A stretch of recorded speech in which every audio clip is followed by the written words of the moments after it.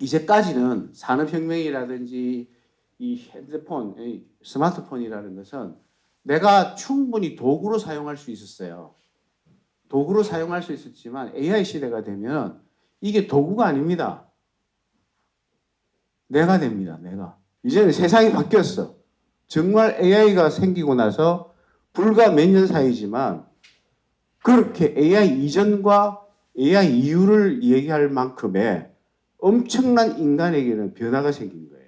AI 시대는 산을 올라가는데도 로봇 다리를 만들고 조금 더 첨단의 인간들은 드론을 타고 올라가자는 거예요. 그래서 우리는 AI를 이용해서 가장 가파르지만 지름길을 이용해서 가장 빨리 갈 수 있는 길을 알 수 있어. AI 프로그래머들이 나타납니다. 나도 거기에 따라갑니다. 그래서 막 올라갑니다. 그러니까 더 불안해지는 거예요. 나는 시험 공부만 해서는 안 되는데, 그럼 어떡하지? AI 공부를 해야 되나? AI 도움을 받아야 되냐? 지금 이 시대는 그렇죠. 육체적 노동은 누가 합니까? 앞으로는. 예. 피지컬 AI가 합니다. 로봇이라고 그러죠. 그 다음에 정신적 노동, 지식 노동은 누가 합니까? AI 에이전트가 합니다. IQ 제일 높은 사람은 IQ 몇 대요? 한 150 되는 사람 손 들어봐요. 150. 인공지능의 IQ가 얼마가 될까요? 만이에요, 만. 만이. 서울대 도서관을 3초 안에 스캔을 합니다. 게임이 안 되잖아요. 그걸 장착하면 내가 산에 정상에 올라갈 수 있잖아요. 그죠? 막 올라갑니다. 그런데 그러면 그럴수록 그런 생각이 들어요. 내가 산을 올라가는 건가? 아니면 AI가 올라가는 건가? 그죠? 내가 올라가긴 올라가는데 내 다리도 내 생각도 길을 알려주는 것도 AI야. 근데 어쩔 수 없이 그런 세상이 왔으니까 그렇게 가요.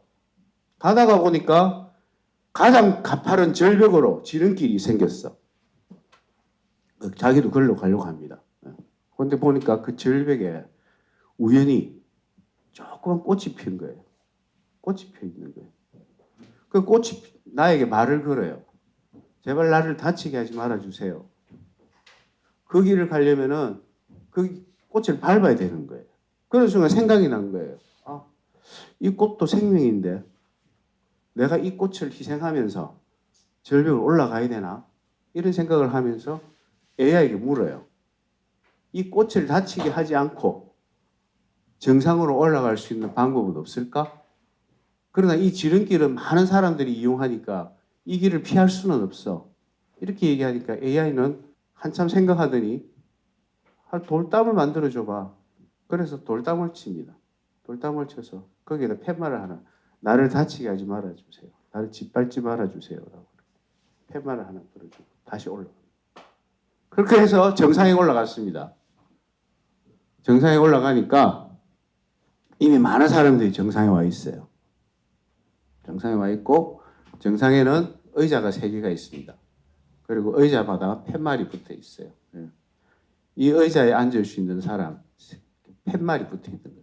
한 팻말에는 올라오는 내내 행복하셨나요? 근데 대부분의 사람들 행복하지 않습니다. 행복할 수가 없어요. 왜? 오늘을 못 사니까. 사소한 일상 속에서 기쁨을 못 느끼니까. 그리고 지금 이렇게 만나고 있는 것 자체가 계속해서 준비하기 위해서, 어른이 되기 위해서 그렇게 달려가라고 했으니까 그 소중함을 모르는 거예요.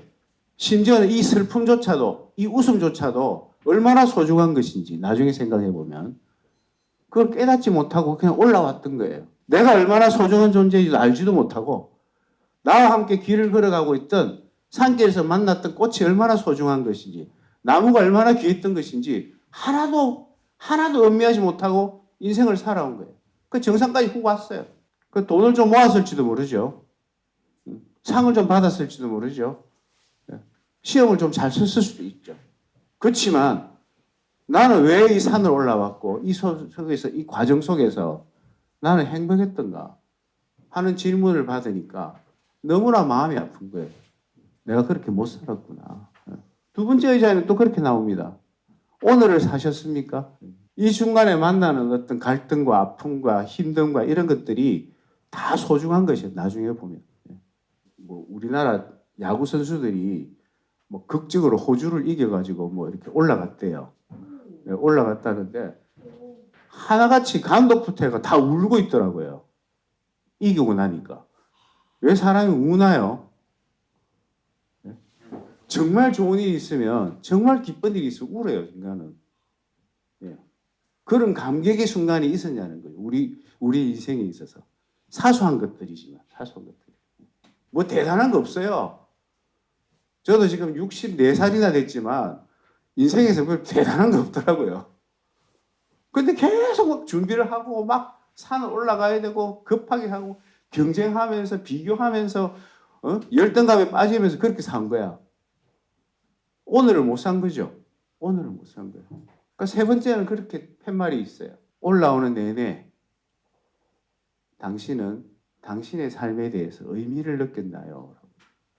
내 인생에 무슨 의미가 있냐는 거죠. 우리는 지금 이 자본주의 속에 살면 산을 올라갈 때 성취하라 그러고 성공하라 그러고 1등하라 그러고 그리고 많이 모으면 돈을 많이 가지게 되면 행복할 것이다. 네 삶에 의미가 있을 것이라고 얘기합니다. 걔들은 성공한 것처럼 보여요. 경쟁에서 1등한 것처럼 보여요. 근데 왜 불행해요? 자기 삶에 의미가 없다고 생각합니다. 내가 그렇게 그냥 죽으라고 달려왔는데 나는 뭐야?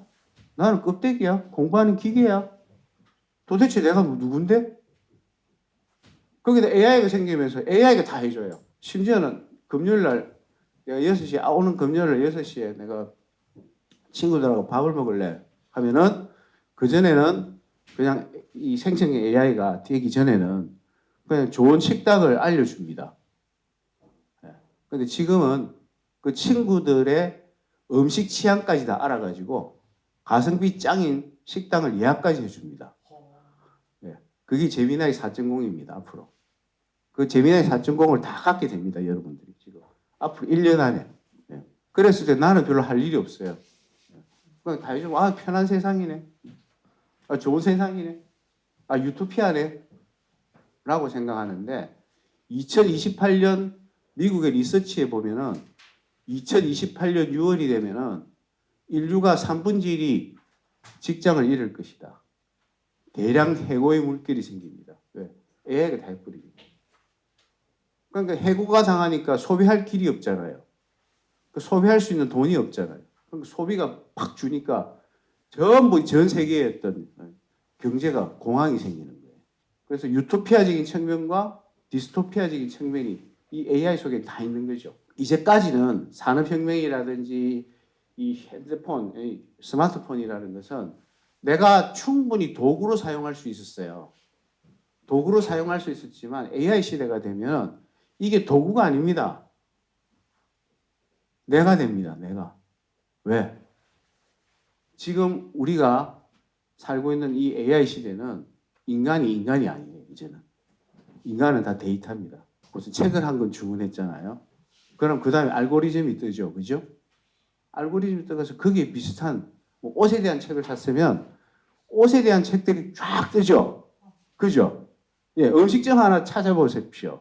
그 다음에 보면 또 그 음식점에 비슷한 음식점들이 막 떠요. 정보가. 예, 알고리즘이라 그러죠. 그죠? 예. 그러면서 나의 생각과 나의 패턴과 나의 모든 것들을 이 AI가 사실 좌우하고 있는 거예요. 어제도 우리가 테디하고 이렇게 얘기를 하면서 테디가 작곡을 잘하잖아요. 근데 테디의 시대는 끝났다.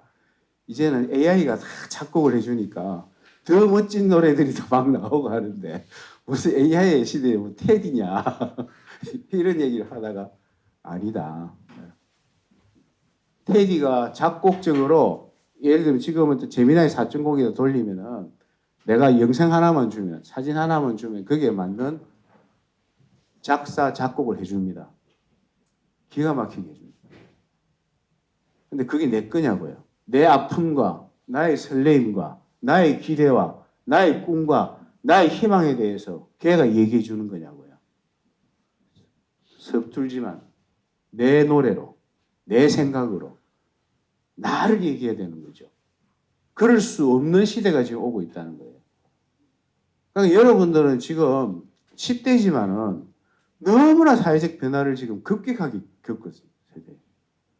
이거는 조선시대에 태어났으면 한 500년 만에 바뀌는 세대를 한 10년 만에 지금 경험하고 있는 거예요.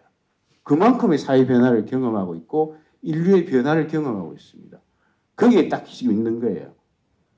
그랬을 때 지금 나타나는 것이 이 AI를 통해서 도대체 무엇을 배우고 무엇을 가르칠 것인가까지도 이제는 새롭게 생겨난. 아까 우리 블루이도 그런 얘기를 했지만 이제는 새로운 학교가 생겨날 수밖에 없다. 대학도 이제 없어질 겁니다. 왜 대학이 없어지는지 아십니까? 요번에 제가 그 최고 어떤 그 LG의 인사채용과의 사람을 만난 적이 있습니다. 근데 그 친구가 하는 소리가 뭔지 아세요? 지금은 절대로 서울대생 안 뽑는데요. 서울대생을 한 5년 정도 뽑아보니까 서울대생들은 교만하고 그러면서 실력은 없고 그 다음에 사람을 만날 줄 모르고 만나도 사업을 성사시킬 줄 모르고 모든 것들이 다 부족하다는 거예요. 오히려. 그래서 서울대생 안 붙는데요. 그러면서 새로운 인사 채용의 기준을 갖게 되었는데 그것이 뭐냐면은 하나는 창의력이다. 그 창의력은 뭐야? 그 창의력은 사람들이 뭐 다 창의력을 가질 수 있나? 그게 아니래요. 창의력이라는 것은 인간에 대한 깊은 관심입니다. 인간에 대한 세상에 대한 깊은 관심이 있으면 누구나 가질 수 있는 것이 창의성이라는 거예요. AI는 질문을 하면 대답을 해주잖아요. 그런데 질문을 해야 된다는 거죠. 어떤 질문을 할 거냐? 그게 창의성이라는 거예요. 지금 보면요, AI에다가 제가 지난번에 독도는 한국 땅이야? 아니면 일본 땅이야? 이러니까 얘가 내가 한국 사람인 걸 알아. 아니까 한국 땅이야? 이러면서 막 정보를 줘요. 근데 만약에 제가 일본 사람이었으면 어떻게 할 거예요? 아니야. 독도는 일본 땅이야. 그러면서 막 또 더 많은 정보를 줍니다. AI 한번 쳐보십시오. 지금의 이 기후변화가 기후위기냐, 인간이 초래한 기후위기냐, 아니면 그냥 단순한 자연현상이냐, 물으면요, 단순한 자연현상이라고 얘기하는 것이 훨씬 많습니다. 왠지 아십니까? 구글이나 오픈 AI가 그렇게 만들어 놨어요. 정보를. 자기들도 엄청난 에너지를 써야 되니까 우리 책임 아니라는 거야. 이게. 그래서 그런 정보를 더 많이 줘요. 그 정보에 가치 중립적인 것은 없다. 정보는 상대방에 따라서 A로 나누어지고 B로 나누어지는 거예요. 내가 극우의 논리로 세상을 보고 싶고 그렇게 재민아한테 물으면 극우의 세상만 다 알려줍니다. 그러니까 거기에서 나갈 필요도 없어요. 그 갇혀 살아요. 아니면 진보적인 형태로 내가 생명과 평화의 눈으로 세상을 보고 싶다고 또 그런 정보만 줘요. 그러니까 이 세상은 이제 옳고 그런 것도 없이 그냥 자기의 패턴대로 살아갈 수 있게 만들어 놨어요. 그런데 거기 속에서 우리가 이 창의력을 가질 수 있냐는 거죠. 그러니까 시험을 잘 암기를 해가지고 달달 외우는 세상이 끝났는데 그럼 그 다음에는 뭐냐? 그럼 내가 뭘 가져야 되는데? 라고 했을 때 지금 대기업부터 시작을 현대자동차도 그렇게 보는데요. 창의성을 본다는 거예요. 두 번째는 문제 해결 능력을 본대요. 문제 해결 능력이라는 게 뭐겠습니까? 예? 문제 해결 능력이라는 거는 내가 다 해결할 수 있다는 뜻이 아니에요. 내가 거기에 관심을 가지고 그렇게 집중하면서 거기에 삶을 바칠 거냐는 거죠. 오늘이 3월 11일이죠. 그죠? 오늘이 무슨 날인 줄 아세요? 지금부터 10몇 년이야? 15년 전에 15년 전 3월 11일에 제 인생을 변화시키고 제가 이렇게 살도록 만든 사건이 생겼어요. 일본 후쿠시마에 원전이 폭발했어요. 원전이 폭발했는데 그때 제가 제천간대 교장으로 있을 때 터졌어요. 터졌는데 제가 그때 느낀 것이 그때 엄청나게 많은 사람이 죽고요. 지금도 해결이 안 됐잖아요. 유출되고 있잖아요. 방사능이. 그럼 우리도 지금 원전을 갖고 있어요.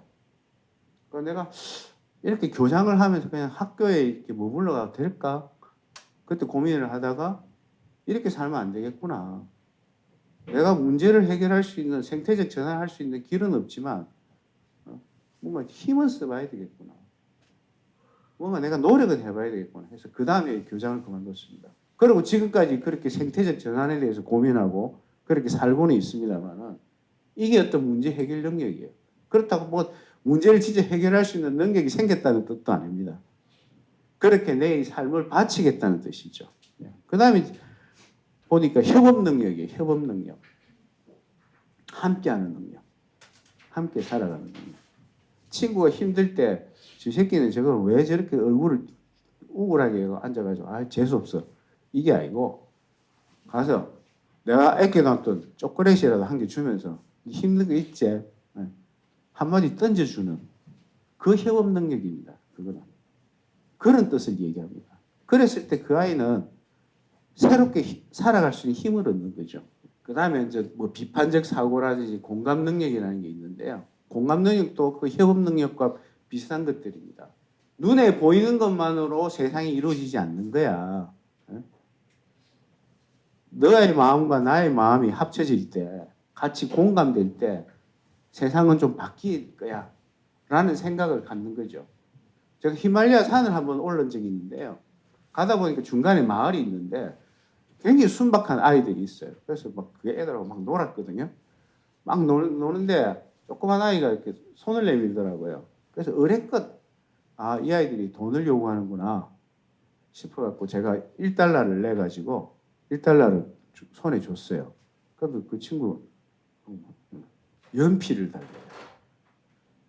연필을 달래요. 자기도 글을 쓰고 싶다는 거예요. 내가 공감하지 못한 거죠. 그 아이가 당연히 가난하게 살고 그냥 그렇게 사니까 돈을 요구할 거라고 생각을 했는데 그 친구가 원했던 것은 돈이 아니었던 거예요. 저하고 같이 글을 쓰고 싶고 얘기를 하고 싶었던 거예요. 이제 그런 공감 능력이 인간을 깨워줍니다. 테디가 노래를 하다가 삑사리가 나는데 삑사리가 날 수 있죠. 삑사리가 나지만 테디가 부르는 거예요. 라이브예요. 그게 인생이에요. 그때는 그 누구보다도 훌륭한 가수인 거죠. 노래를 하고 있으니까. 여러분도 마찬가지죠. 내가 막 틀리면서 기타를 치더라도, 그죠? 내가 치는 거예요. 내 인간이, 한 인간이. 공감하면서. 입시제도 이게 안 맞아요. 마치 지금 근대화 이후에 만약 과거 시험 보는 거와 똑같아. 여러분 과거 시험 보는 거 똑같다니까요. 이거 다 때리치워야 돼요. 그 때리치우는 작업을 하고 있어요. 이재명 정부 때가 아니면 힘들겠다 싶어가지고 지금 그걸 한 100명 모아가지고 그 일을 하고 있거든요. 그래서 아마 여러분들이 입시를 봐야 될 때쯤은 입시가 없어지게 하는 것이 저희 목표입니다. 또 한 가지는 우리 분류회하고도 다 같이 하는 일들이지만 지금 올해 기획사를 세우잖아요. 여기서는. 그죠? 분류회가 기획사를 세우는데 분류회가 세우는 기획사가 새로운 대학의 형태예요. 그러니까 이런 시대에 우리가 어떤 대학에서 어떤 삶을 해야 되냐. 그래서 그게 연구소 형태도 있고 이런 기획사 형태도 있고 작업장 형태도 있고 아니면 뭐 진짜 뭐 공연하는 어떤 곳도 있을 수 있을 거고 여러 가지가 있겠죠. 그렇게 지금 세상은 바뀌고 있습니다. 그러니까 여기에 대해서 우리가 좀 민감할 필요가 있다는 거죠. 거기서 우리가 협업을 배우고 공감 능력을 배우고 창의성을 배우고 문제 해결 능력을 배우고 그러면서 내가 이 AI를 나의 노예로 삼아서 잘 쓸 수 있는 어떤 정보를 내가 어떻게 쓸 거냐 그리고 내가 그 정보에 내가 주인이 될 수 있는가 하는 것들이 대단히 중요하다는 것입니다. AI 시대에서의 예체능에 대해 어떻게 생각하시나요? 그렇죠. 예체능은 지금부터는 라이브가 중요하다.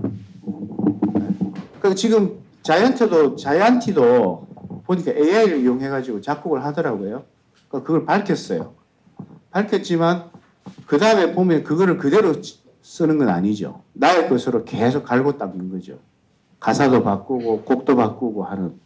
그러니까 AI를 사용하는 것 자체는 이제는 불가피한 것 같고요. 세상과 인간에 대해서 표현하는 것이 누구냐, 나냐, AI냐. 여기에서는 굉장히 좀 솔직할 필요가 있는 거죠. 여러분 지난번에 보셨죠? 어떤 뭐 그림 콘테스트에서 1등을 먹은 게 AI가 그린 그림이었어요. 이게 AI 그린 건지 인간이 그린 건지도 이제 밝혀낼 수 없는 수준까지 와버렸다는 거지. 경계가 모호해진 거예요. 근데 남는 것은 그겁니다. 이 진짜 나의 감정과 나의 생각과 나의 표현을 통해서 이루어진 거냐. 내가 이 경계선 속에서 그럼 다 포기하고 그냥 AI를 쓸 거냐? 아니면 AI를 어디까지 쓸 거냐? 그 다음에 여기에 내가 주인이 될 수 있는, 이 음악의 주인이 될 수 있는 무엇을 할 것인가 하는 것들이 필요한 거죠. 이 전쟁 때 네. 쓰기 위한 자율형 살상 무기를 개발하고 있다고 들었거든요. 맞아요. 그 무기를 사용했을 때 민간인 피해를 전보다 비교적 줄일 수 있다고 하면은 자율형 살상 무기의 개발을 찬성하시는지? 근데 뭐 기본적으로 저는 어떤 형태의 전쟁이든 전쟁은 악하다고 보는 사람이거든요. 그래서 전쟁 자체를 반대합니다. 그러니까 지금 트럼프가 내세우는 명분도 이란이 앞으로 굉장히 세계의 어떤 위협이 될 거고 적이 될 거기 때문에 내가 미리 처단한다 이런 거잖아요. 근데 그게 저는 전혀 동의할 수가 없습니다. 어떤 전쟁이든 전쟁에서 희생당하는 사람은 노약자고 어린아이고 그죠? 예. 민간인들 더 많이 죽어요. 살상무기가 막 정밀 타격을 해가지고 죽이고 싶은 사람은 죽이면 되는 거 아니냐 하는 건데 그렇게 되면은 그 전쟁은 끝도 없이 되풀이될 겁니다. 지금 이란이 굴복하겠어요? 저는 굴복하지 않는다고 봅니다. 그래서 반대합니다. 저는. 그 AI에 대해 어떤 질문이 좋은 질문이에요? 그러니까 가치 중립적인 어떤 정보는 없다 그랬죠. 그죠? 내가 묻는 것에 따라서 그렇게 얘기해 주니까 얘는 굉장히 간사하고 거짓말쟁이에요. 옳고 그름에 대해서는 판단하지 않습니다. 그냥 나의 입장에 따라서 딱 돼가지고 쟤는 저걸 원할 거야 하고 그 정보를 주는 거죠. 내가 어떤 생각을 갖고 어떤 세상을 원하느냐에 따라서 질문의 어떤 내용과 폭은 달라지겠죠. 그 질문하는 능력을 키우자는 거예요. 이 AI는 간사해지고 교활해지고 이기적이 되고 그 다음에 어떤 큰 디지털 제국에 의해서 움직이고 있습니다. 그걸 우리가 충분히 인식하고 질문을 하고 그래서 중요한 것은 그 정보가 스스로 내가 자생하는 정보들을 좀 뺏기지 않는 정보들을 만들어야 된다는 거죠. AI를 만든 게 사람이잖아요. 사람들이 그런 거에 대해서 경계심을 느끼는 것도 있고 하는 거를 그 사람들은 다 아는데 왜 그런 걸 안 멈추는 이유가 따로 있을까요? 그건 참 중요한 질문인데요. 왜 좀 멈춰주면 될 건데 계속해서 진짜 인간이 노예가 되는 길을 걷게 하려고 하는가? 그건 결국은 디지털 제국주의의 어떤 욕심이죠. 그들은 손해보는 것이 없고 오히려 거기에 대해서 엄청난 부와 권력을 획득할 수 있으니까. 그러니까 앞으로의 세상은 어떤 부를 소유하는 것이 부가 아니고 정보를 소유하는 것이 부다라는 것을 얘들은 이미 체득한 거죠.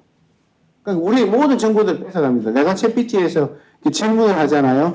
질문을 해서 나는 이렇게 생각하는데 하는 게 자정보가 또 들어가죠. 그 모든 정보들을 이 소비의 관점에서 경제적 관점에서 뺏어가는 거예요. 뺏어가니까 걔들은 멈출 수가 없죠. 그건 인간의 행복하고는 전혀 관계없는 일들입니다. 그냥 가는 거예요. 불편하지만 나는 이런 삶을 살고 싶어 라고 하는 것에 대해서 너는 잘못된 것이야, 나쁜 것이야, 게으른 것이야 라고 규정하게 하는 어떤 모종의 어떤 진리들이 자기들대로 탄생하는 거죠. 그러니까 우리는 또 바쁘게 살아야 돼요. 챗GPT를 배워야 되고 뭐 이래 되는 거죠. 그럼 살아도 뭐 대학 가도 아무 의미 없겠네? 만약에 그렇다면 우리는 어떻게 살아야 될까요? 그 대학이 무슨 의미가 있냐라는 것은 그 개인마다 좀 차가 나타나고요. 지난주에도 제가 예전 졸업한 친구를 만났어요. 예술종합학교. 근데 자기는 굉장히 만족한대요. 세상이 좀 넓어지고, 예, 좋은데, 이제 그렇게 생각하는 사람은, 자기밖에 없다는 거예요. 실제로 굉장히 소수고, 나머지 사람들은 대학이 회사로 얘기하면 불편한 공장이다. 왜? 취직이 안 되니까. 지금 대학을 나와도 각자 고생해야 되고, 어디를 가도 취직이 안 됩니다, 지금은. 그런 취직이 될 수 있는 분야가 점점 줄어들고 있잖아요. 이제 뭐 대학을 가도 소용없고, 근데 대학을 안 가지면 불안하고, 뭐 그런 세상이 되어버린 거예요. 그랬을 때 지금 예를 들어 미국 같은 데서는 새로운 대학의 흐름이 생기고 있습니다. 세계 최고의 대학이라 스탠포드 같은 대학에서는 그 스탠포드 대학 중심이 지금 모든 지금 이 AI를 주름 잡고 있잖아요. 그러니까 가치관적으로는 좀 동의하지 않지만 그 친구들에게 뭘 가르치냐면은 문학을 가르치고요. 음악을 가르치고요. 대학에서 인문학을 가르칩니다.